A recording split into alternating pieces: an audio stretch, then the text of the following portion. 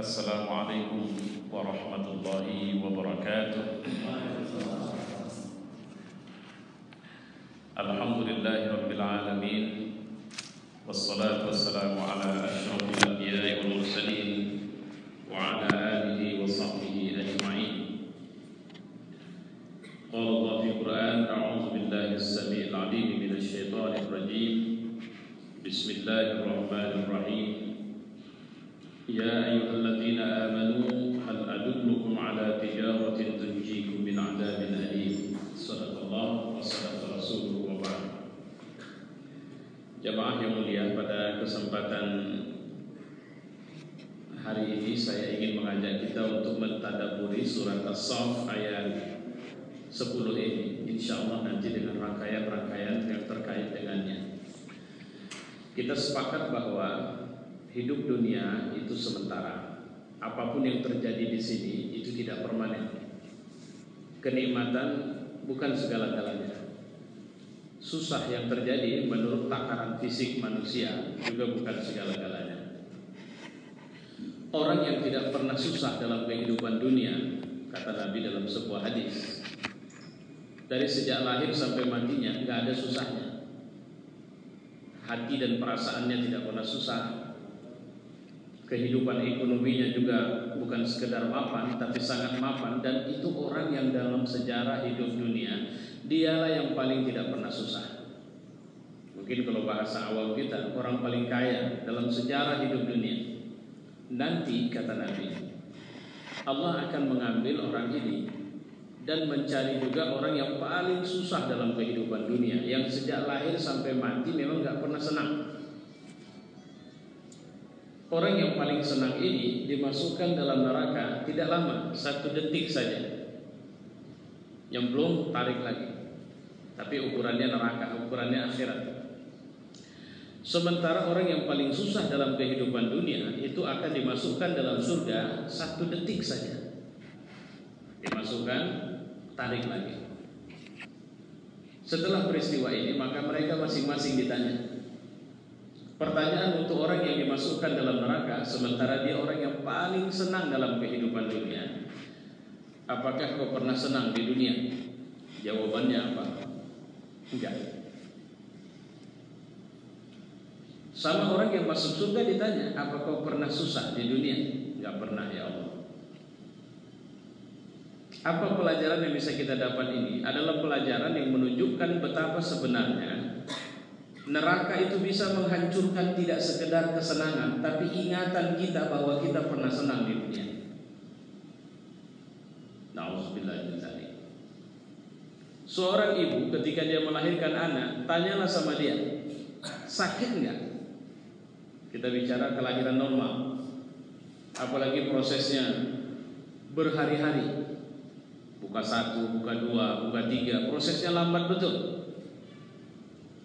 Kalau ditanya sama dia jawab sakit. Hilang gak sakitnya sewaktu melihat anak itu lahir dalam kondisi sehat? Jawabannya hilang. Masih ingat gak sakitnya? Masih. Ketika dia masih ingat, maka tidak sedikit ibu-ibu sekarang kalau ditanya mau melahirkan lagi, enggak. Kenapa dia tidak mau? Jawabannya dia masih ingat sakit kali. Apalagi proses kontraksi. Artinya melahirkan yang pahalanya syahid kalau mati pun ternyata kesakitannya masih bisa diingat. Tapi neraka membuat seorang yang selama hidupnya di dunia senang 1 detik, nggak lama loh, 1 detik dicemplungkan. Tapi hancur bukan sekedar kenikmatan itu, ingatan dia pernah senang itu juga hilang. Itu yang patut kita perhatikan ya. Nah, Allah membuat penawaran dalam ayat ini, hal adullukum ala tijarah tunjikum min adzabin alim. Mau nggak? Aku kasih. Oke lah, kita bisnis lah. Kalian kan kalau bahasa kasarnya, aku tahulah kalian ini payah betul kalau disuruh beramal tanpa tujuan yang jelas. Artinya kalau cuma dibilang ikhlas, berat kali kalian ngerjainnya.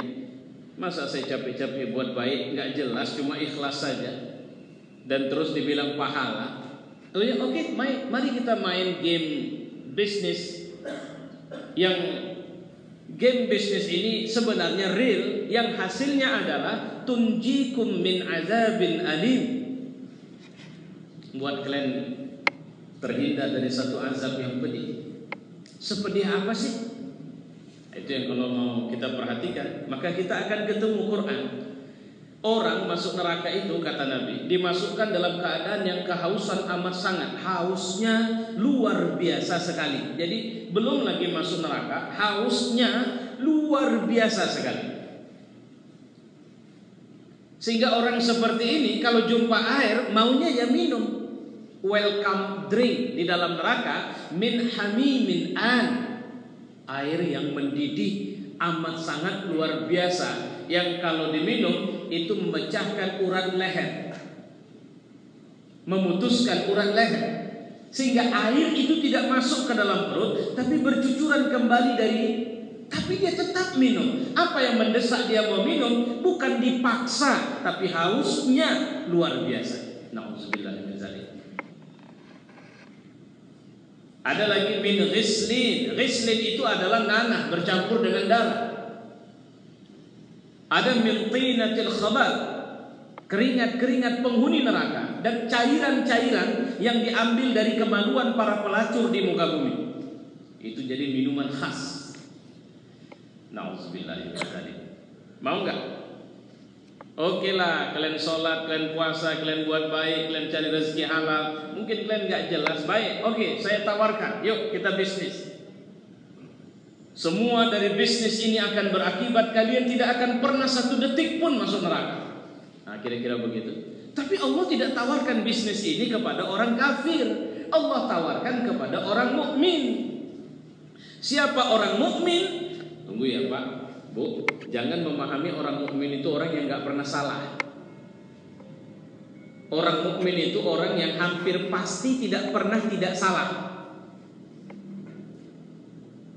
Siapa orang yang tidak pernah salah sama sekali? Hanya orang-orang yang dipilih Allah. Itulah yang disebut dengan maksum.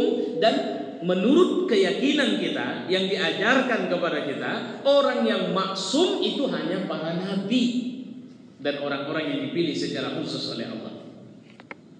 Oke. Jadi saya cuma ingin membangunkan kesegaran pemahaman kita. Kalau saya bilang tawaran ini ditawarkan sama siapa? Sama orang mukmin.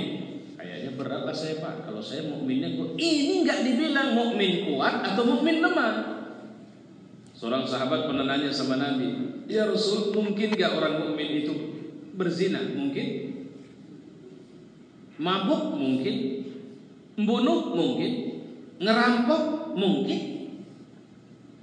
Mungkin nggak orang mukmin itu berdusta? Laisa minna man ghassa. Orang yang kalau dia berdusta itu bukan golongan kami. Karena tidak mungkin keyakinan, ketundukan kepada Allah itu bercampur dengan yang lain. Contoh, ini banyak orang yang terjerembab jatuh gara-gara batu ini belakangan di negeri kita. Kalau Bapak peminat batu, sekedar memang minat beli batu untuk jadi batu cincin, tidak ada masalah. Yang jadi masalah kalau Bapak sudah yakin batu yang ini istimewa nih Ustaz. Kenapa? Ini bisa buat hidup kita nyaman, rezeki kita lancar, kesehatan kita akan terjaga. Kenapa? Di batu ini sudah disuntikkan 13 ekor jin di dalamnya. Misalnya begitu. Kalau sekedar sebuah perhiasan, babnya adalah bab perhiasan. Tapi kalau kemudian dia dibawa dalam cerita adanya unsur lain, ini yang Nabi bilang laisa minna. Kenapa? Musyrik. Kalau musyrik, Allah tidak menjamin dia, Allah tidak menggaransi dia. Tapi saya beriman juga sama Allah. Allah tidak terima keimanan yang seperti itu. Jadi serendah-rendahnya orang mukmin, dia tidak percaya ada kekuatan lain yang bisa mengambil posisi sebagai Allah atau Tuhan selain Allah. Ini yang harus kita garis bawahi dulu sederhana.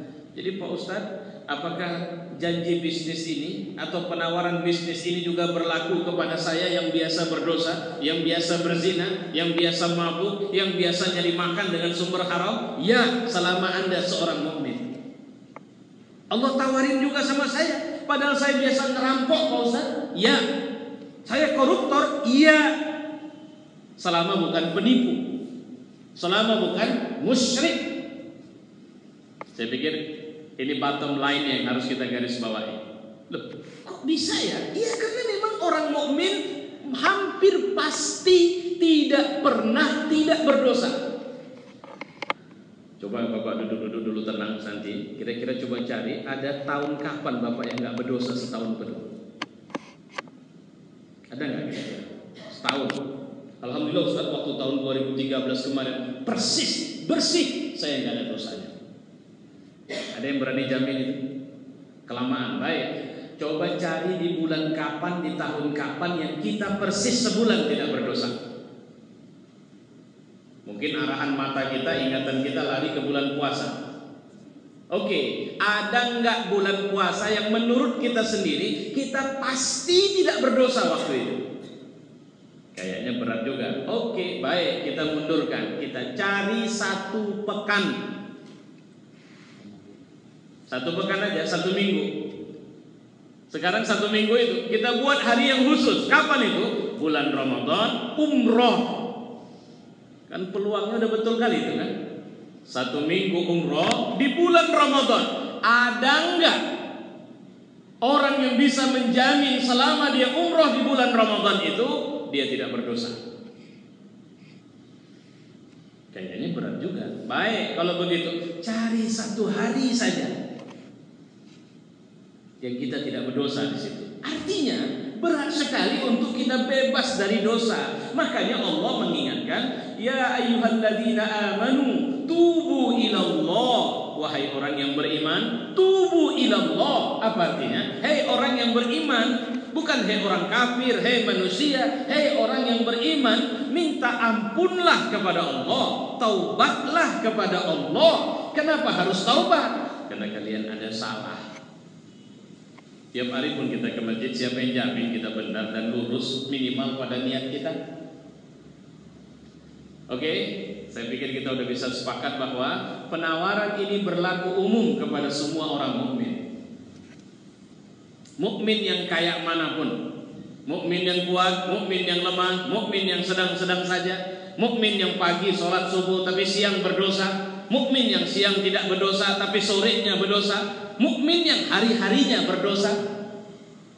Saya ditanya orang, kemarin ada pertanyaan sama saya via chatting, Ustaz, boleh nggak perempuan bersuami dua? Saya pikir awam sekali penanyanya, karena begitu saya jawab nggak boleh, terima kasih Pak Ustaz. Terus nanya lagi dia, Ustaz, bisa nggak seorang yang dia biasa berzina tapi dia tetap rajin sholat? Ya bisa. Apakah sholatnya memberi keuntungan untuknya? Selama dia mengerjakan sholat itu dengan benar, maka sholat itu akan berpahala dan berbuah manfaat untuk dia. Tapi percayalah, maksiat dia tetap dosa. Itulah orang mukmin. Apa yang ditawarkan Allah? Tunjikum min azabin alim. Sebuah perniagaan. Kalau sudah penawaran berlaku kepada semuanya, jangan Bapak tanya posisi Bapak di antara manusia. Kita harus bertanya, kalau begitu posisiku di hadapan Allah, ada peluang untuk ikut bisnis ini. Karena, tapi aku nggak pejabat, bagaimana aku bisa ikut bisnis ini? Nggak ada urusan. Bisnis ini bisa dijalankan di semua urusan hidup kita.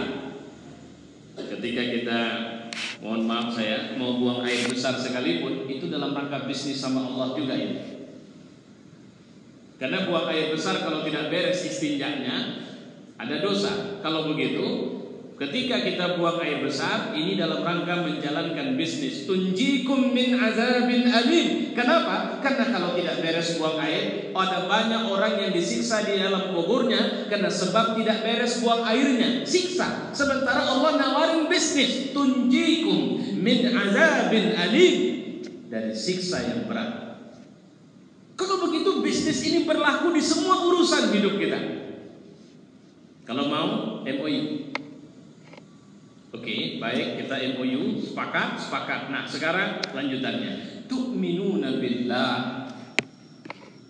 Allah ingatkan ini kenapa? Jangan pernah rusak keyakinanmu kepada Allah, walaupun peluang-peluang merusaknya sudah muncul. Karena banyak sekali orang berdosa sekarang dan dia merasa aman dari dosa karena dia tidak melihat Al-Quran, dia tidak melihat hadis, tapi melihat orang sudah biasa dengan dosa itu. Allah, semua orang sama kok sekarang. Ngapain malu lagi? Udah memang zamannya ini. Nah, itu dia babnya.